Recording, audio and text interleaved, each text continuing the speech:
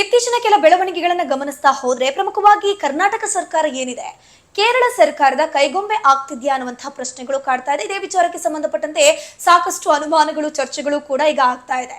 Because Kogilu layout ನಲ್ಲಿ ಒತ್ತುವರಿ ತೆರವು ಪ್ರಕರಣಕ್ಕೆ ಸಂಬಂಧಪಟ್ಟಂತೆ ಸಾಕಷ್ಟು ಸಚಿವರು, ಸಂಸದರು ಕೂಡ ಕೇರಳ ಸರ್ಕಾರದಿಂದ ಇಲ್ಲಿಗೆ ಬರ್ತಾರೆ. ಒಂದಷ್ಟು ರಾಜ್ಯ ಸರ್ಕಾರದ ವಿರುದ್ಧ ವಿರೋಧ ವ್ಯಕ್ತಪಡಿಸ್ತಾರೆ. ಕೆ.ಸಿ. ವೇಣುಗೋಪಾಲ್ ಅವರು ಮಾತನಾಡಿಕೊಂಡು ಫ್ಲಾಟ್ ಭಾಗ್ಯವನ್ನು ಕೊಡಿಸುವಲ್ಲಿ ಯಶಸ್ವಿ ಆಗ್ತಾರೆ.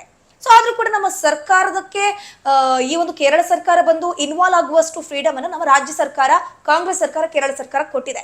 ಸೊ ಇದ್ರ ಮಧ್ಯೆ ಈಗ ಗಡಿ ಭಾಗ ಏನಿದೆ ನಮ್ಮ ಕರ್ನಾಟಕದ ಕಾಸರಗೋಡು, ಆ ಕನ್ನಡ ಶಾಲೆಗಳಲ್ಲಿ ಮಲಯಾಳಂನ ಮೊದಲ ಭಾಷೆಯನ್ನಾಗಿ ಮಾಡೋದಕ್ಕೆ ಒಂದು ಭಾಷಾ ಮಸೂದೆಯನ್ನ ಕೇರಳ ಸರ್ಕಾರ ಜಾರಿಗೆ ತಂದಿದೆಯಲ್ಲ, ಈಗ ಆ ಕೆ.ಸಿ. ವೇಣುಗೋಪಾಲ್ ಎಲ್ಲಿ ಹೋದ್ರು? ಈಗ ಯಾಕೆ ಮಧ್ಯವಸ್ಥಿಕೆ ಮಾಡ್ತಾ ಇಲ್ಲ? ಈಗ ಯಾಕೆ ಕರ್ನಾಟಕ ಸರ್ಕಾರ ಕೇರಳಕ್ಕೆ ಹೋಗಿ ಇದಕ್ಕೆ ಆಕ್ಷೇಪ ವ್ಯಕ್ತಪಡಿಸ್ತಿಲ್ಲ ಅನ್ನುವಂಥ ವಿಚಾರ ಈಗ ಭಾರಿ ಚರ್ಚೆಗೆ ಗ್ರಾಸ ಆಗಿದೆ. ಕಾದ್ ನೋಡ್ಬೇಕು. ಸಿಎಂ ಸಿದ್ದರಾಮಯ್ಯ ಪತ್ರವನ್ನ ಬರೆದಿದ್ದಾರೆ. ಸಾಂವಿಧಾನಿಕವಾಗಿ ಯಾವ ರೀತಿ ಕಾನೂನು ಹೋರಾಟ ಮಾಡ್ತಾರೆ ಅನ್ನುವಂಥದ್ದನ್ನ ಕಾದ್ ನೋಡ್ಬೇಕು. ಕನ್ನಡದ ಉಳಿವಿಗಾಗಿ ಈ ಕಾಂಗ್ರೆಸ್ ಸರ್ಕಾರ ಯಾವ ರೀತಿ ಪ್ರಯತ್ನ ಪಡುತ್ತೆ ನೋಡೋಣ.